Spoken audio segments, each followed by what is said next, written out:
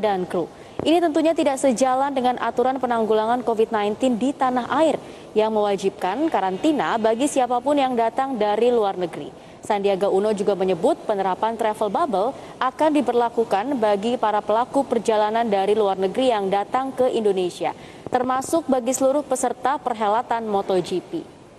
Oke, isu viral kita yang pertama ini soal ancaman pembatalan dari penyelenggaraan MotoGP yang kabarnya ini akan diselenggarakan di bulan Maret nanti ya. Kalau nggak salah tuh di tanggal 8 Maret sampai tanggal belasan gitu ya. Dan memang salah satu penyebab kenapa sih akhirnya ada ancaman pembatalan karena dari pihak MotoGP-nya ini nggak terima kalau masa karantinanya tuh lama banget gitu ya. Karena sebelum di Indonesia ada penyelenggaraan MotoGP di Qatar dulu dan tanggalnya itu dekat. Jadi mereka tuh kayak, lu nggak bisa nih kayak gini gitu. Karena masa karantinanya terlalu panjang. Tapi bicara mengenai protokol kesehatan ataupun mungkin standar karantina, itu adalah standar karantina yang memang diterapkan di Indonesia dan tentu saja sudah melalui kajian yang panjang begitu ya. Dan kalau Menteri Ekonomi Kreatif dan juga Pariwisata Sandiaga Uno menyampaikan hal tersebut, itu kayaknya juga merepresentasikan apa yang saya rasain. Karena kalau bicara soal persiapan penyelenggaraan MotoGP di Mandalika begitu, ini kan prosesnya udah panjang banget dan nampaknya udah sangat siap gitu. Kalau diancam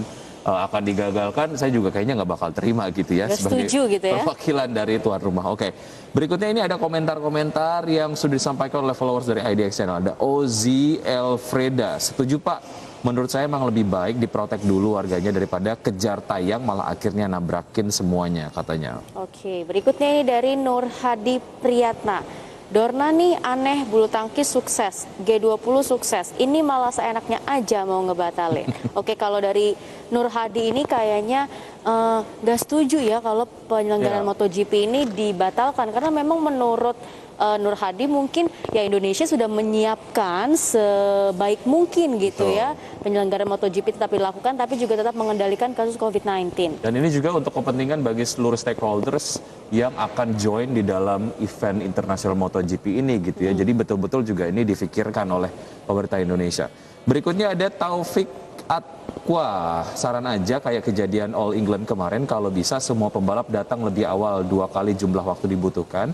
Persiapan setelah sampai di Lombok. Ini mungkin bisa dilakukan, tapi berbagai pertimbangan mungkin salah satunya adalah penyelenggara MotoGP di negara lain yang memang sangat berdekatan.